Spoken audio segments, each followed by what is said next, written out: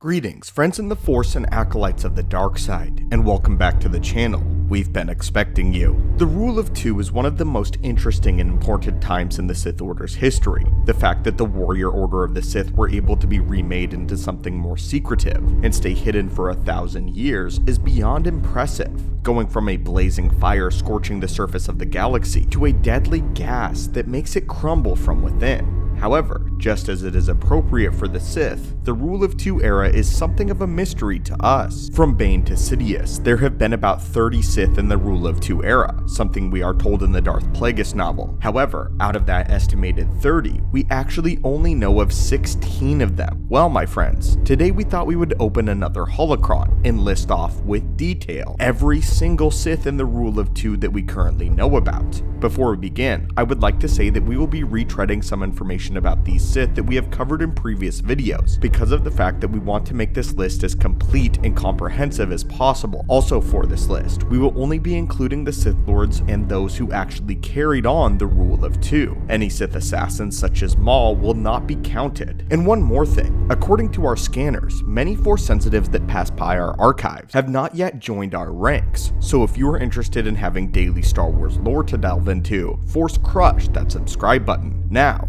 let us begin. To make this list fully comprehensive, let's begin with the founder of the Rule of Two, Darth Bane. Bane began his life known as Dessel, a cortosis miner on the tiny backwater planet known as Apatros. Dessel grew up heavily abused by his alcoholic father, who used to beat him and called Dessel the bane of his existence. When Dessel was a teenager, Des unknowingly caused his father's death by using the Force to induce a heart attack while his father was asleep. He would go on to become a fully grown adult, whose Force potential would manifest in frequent but uncontrollable ways that would allow him to do unexplainable things. One night, he would get into a fight with some drunk Republic soldiers who wrongfully attacked him after thinking that he cheated at their card game. Des defended himself and ended up killing one of the soldiers. Fearful of being locked away for the rest of his life in a Republic prison, Dessel fled the planet with the help of a friend who got him in contact with the Sith army. He would then rise through the ranks of the Sith foot soldiers before his Force potential was scouted out by one of the Sith masters. This master then promptly enrolled him in the Sith Lord Academy on Korriban. Here,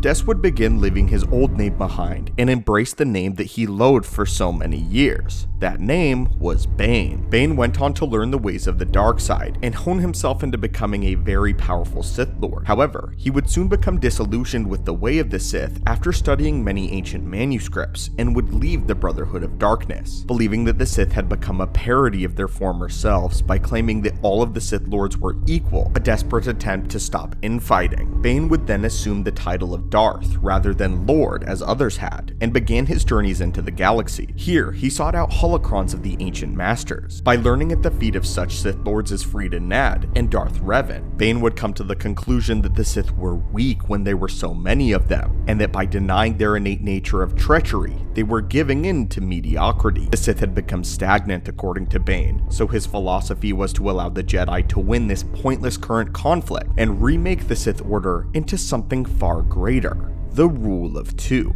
One master, one apprentice, one to embody power and the other to crave it. Through cunning and guile, and barely even having to ignite his own lightsaber, Darth Bane managed to destroy the entire Sith Order, faking his death to the point where the Jedi thought that the Sith were completely extinct, leaving himself as the only Sith Lord in the entire galaxy. The next Rule of Two Sith is Darth Zannah, the direct apprentice of Darth Bane. Zannah, whose original name was Rain, was a very small girl who was recruited by the Jedi to be trained in the Army of Light alongside her cousin Davarit, Hardin, and Root. However, upon entering the atmosphere of the planet of Ruusan, the transport ship carrying the children and the Jedi recruiter was shot down out of the sky by a Sith buzzard starfighter. The subsequent crash killed all aboard besides Zannah and her cousin Davarit. Zannah had been saved by a species of an animal known as a bouncer, which were native to the forests of Ruusan. Bouncers were intelligent and empathetic creatures that could telepathically transmit simple messages into other beings' minds. Zannah and her bouncer friend were eventually found by two Republic troopers. The soldiers, initially thinking the bouncer was hostile, killed it in front of Zannah. Zannah, who then unleashed the dark side of the Force on the soldiers, and killed them both by breaking their necks. Bane, who then made his way through the forest to find the young girl crying over the body of her bouncer friend. Bane would then make Zannah his apprentice, promising her great power that would make it so that she would never have to be alone or afraid ever again. Later, after Zannah had already pledged herself to the dark side, she would run back into her cousin while she was with Bane. Darth attacked Bane, who was about to kill the boy before Zannah decided to save him by using the Force to explode his hand. This act of mercy, and a little bit of tricky wording from Zannah, convinced Bane to let the boy live, and the two Sith left him there alive. 30 years later, Zannah had grown to be a very powerful Sith apprentice, one who wielded a saber staff and favored Form 3 lightsaber combat, Form 3 which suited her small stature much better than the others. She had also grown quite adept at Sith sorcery, and was able to practice powers and complex spells that even Bane couldn't. However, Zannah began to worry Bane because she hadn't made any attempt to kill him in the past decade, and wasn't showing any signs that she was even interested in taking on an apprentice of her own. Fearful that Zannah had become content in her role as an apprentice, Bane began to seek out another apprentice to hopefully train before it was too late. Zannah found out about this and quickly sought out an apprentice for herself before she was ready to face down her own master. However, she did find a dark Jedi who seemed to be a suitable candidate, though he ended up proving to be much too selfish and arrogant of the Sith ways to be interested in carrying out the legacy of the Rule of Two. Meanwhile, Bane had found a suitable new apprentice in the Akachi assassin who had been sent to kill him. Even though the assassin failed, Bane was impressed with how she managed to keep up with him.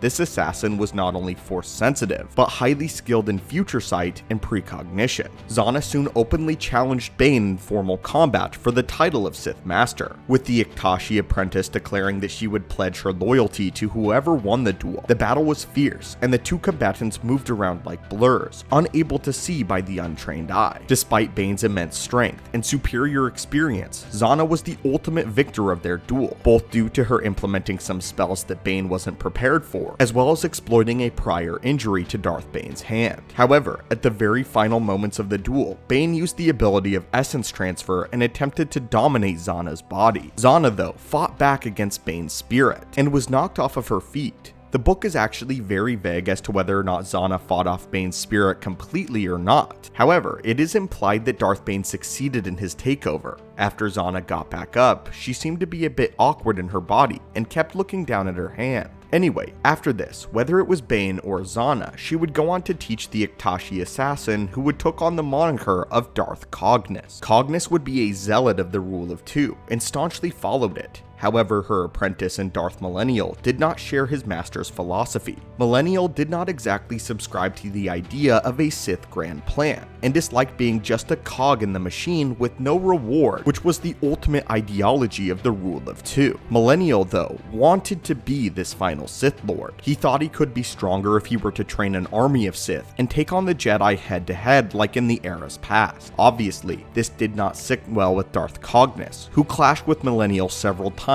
before deciding to just go ahead and kill him and start over. Millennial, fearful of his master's wrath, fled her company and went to the world of Drome and Kos, where he began the dark side cult known as the Prophets of the Dark Side, a very creative title. After failing to find him, Cognus decided to cut her losses and find a new apprentice, an apprentice whose name we do not know of, but we do know that he was in fact a human male. From this point in time, much of the information on the Rule of Two era Sith is still a complete mystery, and this is a big section where we lose many of the masters, as essentially nothing is known about them. A few centuries later, and we get to the famous Darth Vectivus. Vectivus, who was simply a pronounced businessman who ran a mine on an asteroid, discovered his Force sensitivity after a Force nexus was unearthed on his asteroid mine. This dark side nexus was causing employees to lose their sanity and Force sensitives to have unexplained visions and powers arise. This includes Vectivus himself, who decided to seek out a teacher who would help him with his newfound abilities. Knowing the Jedi wouldn't take him, he found a Sith master whose name we do not know, and he was trained as a proper Sith. Meanwhile, Vectivus would bribe a few people to take the mine and any story surrounding it to disappear while he quietly closed down his operation. Years later, he would return as a fully fledged Sith Lord with a new plan to study the Force Nexus and gain more knowledge. The established moral code of his former existence as a business executive was not lost on Darth Vectivus during his transformation into a Sith, and his adherence to these ethical standards prevented him from succumbing to the stereotypically common shortcomings of his predecessors. This would earn him the unofficial title of the Sith that did no evil. Violence, galactic ambition, and the eradication of the Sith's philosophical Jedi rivals were no consequence to Darth Vectivus. His contention was to simply immerse himself in Sith lore and study the galaxy. I like to think that Vectivus was basically one of the only Sith consulars to come out of the Sith Order as a whole. We don't exactly know the timeline specifically of Vectivus though, but the next Sith Lord we know of is the infamous Darth Gravid. You may remember Gravid is the one who would go mad trying to merge the philosophies of the Jedi and Sith into one. We aren't told exactly why he was led to this conclusion and way of thinking. My guess is that perhaps he was the direct apprentice to Vectivus. Though this is not confirmed, this is just a theory. And because he most likely wasn't trained like a traditional Sith would be, by making sacrifices with anger and hate, it opened him up to the idea of implementing compassion and altruism into the ways of the dark side and the Sith philosophy. We did a video a little while back detailing Gravid's life and exactly why his pursuit of merging Jedi and Sith doctrine ultimately failed. Anyway, Gravid eventually wound up going mad and attempted to either hide or destroy all of the Sith lore so that he could remake the Order in his own image. His apprentice, Darth Jean, stopped him in time, and after a long, grueling duel, she managed to kill Gravid at the cost of being heavily crippled. The next three Sith Lords on our list are a little disconnected, as we don't really know who their masters were, and they are kind of just floating around in the Rule of Two timeline. But anyway, next up is Darth Guile. Hardly any information about Guile exists beyond a quote of his that Plagueis later recounts. Guile compared the Sith to minuscule malignant cells that were unable to be detected, yet were able to spread throughout an individual's body and ultimately kill its victim. A quote that Darth Plagueis liked. Perhaps from this description, we can tell he was another staunch believer in the Rule of Two, because of his emphasis on hiding the Sith. The next Sith Lord after Guile is Darth Rampage, who would be the beginning of the long list of Sith scientists that would begin to dominate the Rule of Two. Rampage created a holocron where we learned that he had attempted to develop the ability of time travel. Darth Vader had actually found and used his holocron in an effort to duplicate one of Rampage's experiments. Vader had believed that the experiment could perhaps boost his connection to the Force and make up for all of the lost potential from losing his limbs. The resulting experiment was a failure, however. Moving on, the last of these three curious Sith would be an unknown Twi'lek Sith Lord who would be the master of Darth Tenebrous. Tenebrous and this Twi'lek master spent their career making a virus that theoretically could be able to sever a Jedi's connection to the Force. However, this experiment failed and Tenebrous no longer saw his master as useful, so he killed him and took on the title of Dark Lord for himself, as dictated by the Rule of Two. Tenebrous we know quite a bit about, as he was a scientist first and foremost and did not subscribe to the mysticism of the Force, but rather saw it as an energy source that he could use to fuel his experiments. Tenebrous believed that one day technology would simply render the Force obsolete. His own personal grand plan was never seen to completion, as he would soon be killed by his apprentice, Darth Plagueis the Wise. Higo Damask was the real name of Darth Plagueis, and he was a Moon and the president of Damask Holdings, a large section of the intergalactic banking clan. As it had been made famous by Palpatine's story, Plagueis spent his time as a Sith searching for the secret to immortality. Eventually, he found it, and managed to discover the ability to manipulate the midichlorians to create life. Now, if you want to really get technical, there was a Sith Lord around this time, and he went by the name of Darth Venomous. Venomous was a secret apprentice hidden by Tenebrous that he trained in case Plagueis failed to carry on the Rule of Two. However, I wouldn't exactly count Venomous on this list, as Plagueis put an end to Venomous rather quickly. But I thought I would go ahead and mention Venomous since I already mentioned Darth Millennial. Both of these are failed apprentices, but were still trained as official Dark Lords in the Rule of Two era. This now neatly brings us to Darth Sidious. We can go ahead and stop here, as even though Sidious carries on the Rule of Two, he pretty much sees its ultimate completion, as Sidious ushers in the Galactic Empire and ignites the Sith grand plan. With that said though, there are two more Sith to mention that I have saved for the last, as we aren't entirely certain when exactly they fall into the timeline of the Rule of Two. These two are of course the Master and Apprentice that are going to be the titular characters in the Acolyte show coming soon. At the time of this video's posting, the Acolyte has not been released yet, so we don't really know any information about either of these two Sith, other than they lived during the High Republic era. And just to mention them briefly, of course we have Dooku Darth Tyrannus and Vader, who require no explanation.